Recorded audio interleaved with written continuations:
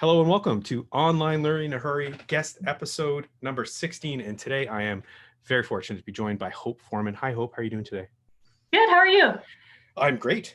I'm great. So Hope is somebody that I know in a variety of different ways because I've seen Hope teach, and I've also been in theater work with Hope, and Hope has also taught my kids. So she's somebody that I've seen work in a lot of different instances.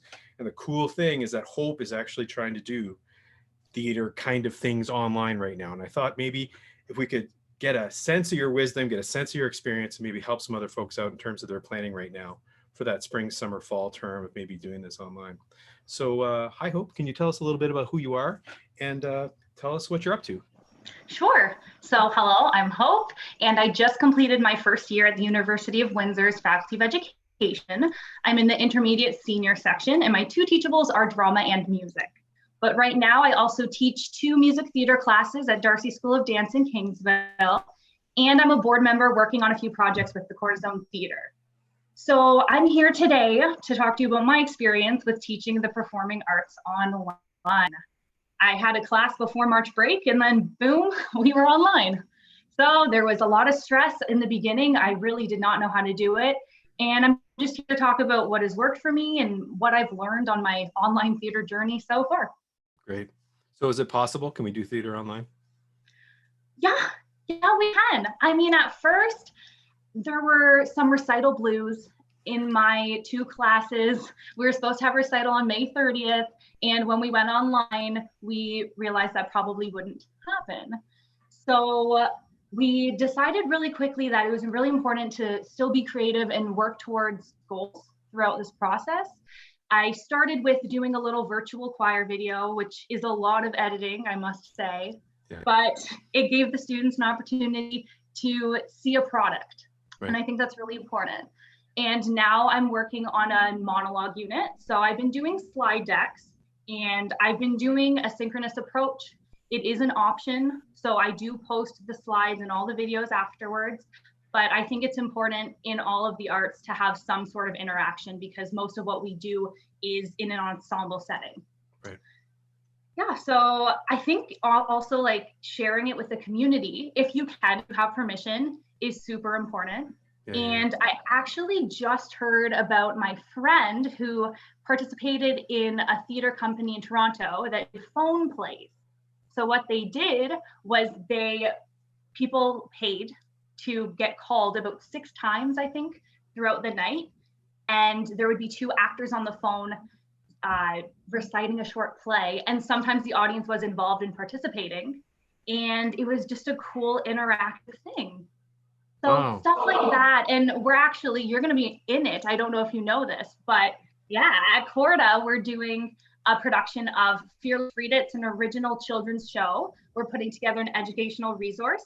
And then we're trying to share it with the schools, and we'll have an online performance during school time so students can watch it. Things like that help people get that creative outlet and come together even when we're apart.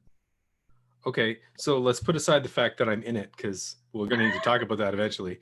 Talk to me about maybe we'll talk about the product. What does the finished play that you're going to be performing look like?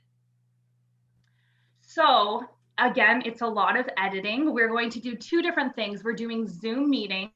Yep. And I know in some schools, Zoom is kind of...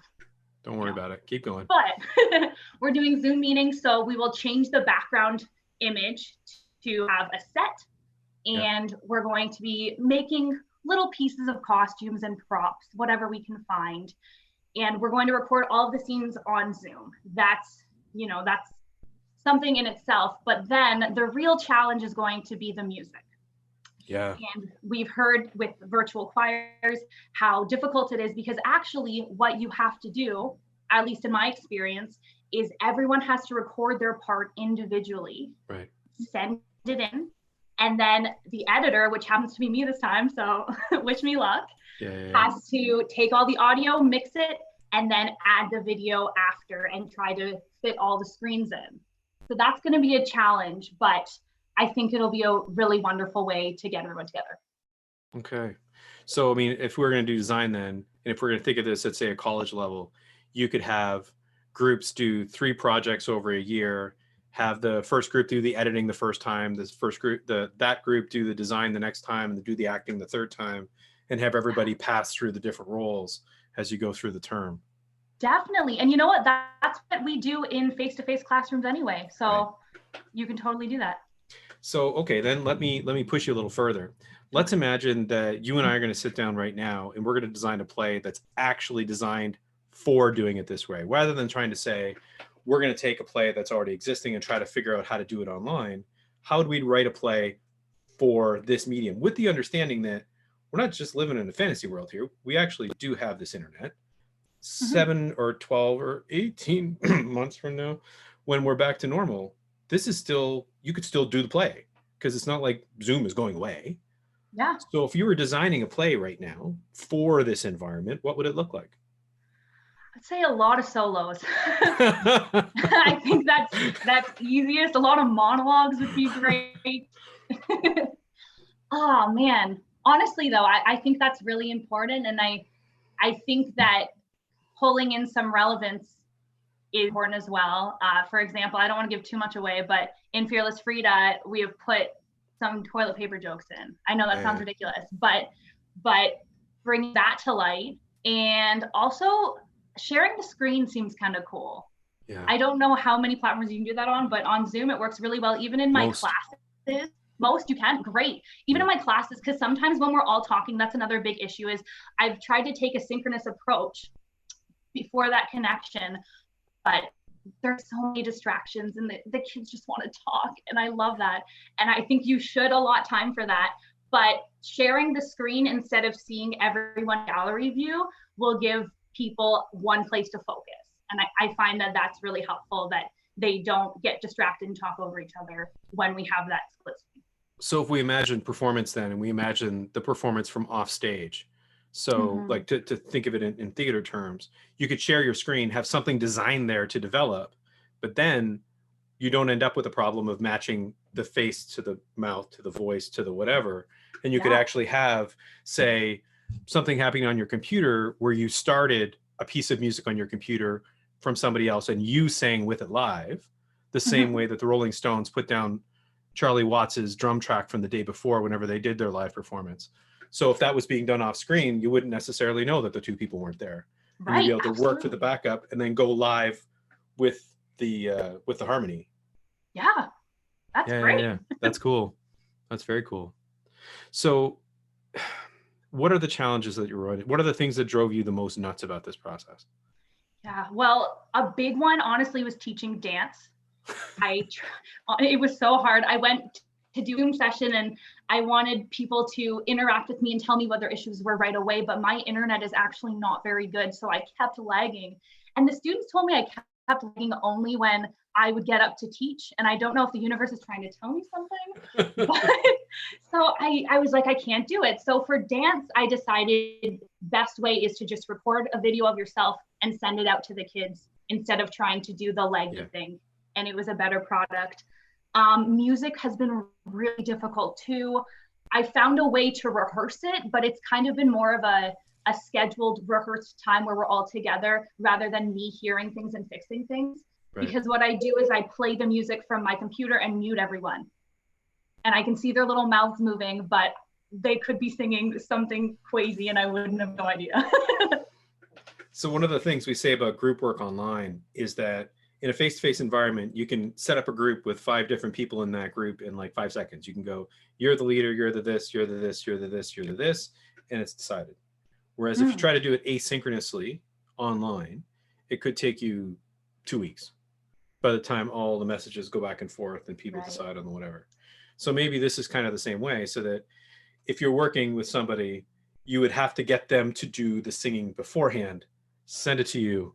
You would have to play the singing on your side, make the comments, and then feed back to them. So it just involves more advanced prep on everybody's side so that everybody gets their pieces together. Right. Because otherwise, because you can't guarantee that the interaction live is going to work. Yeah, absolutely. So if you're going to teach someone to sing, let's say that the next thing I'm hoping is that Posey's going to learn how to belt, like get that piece.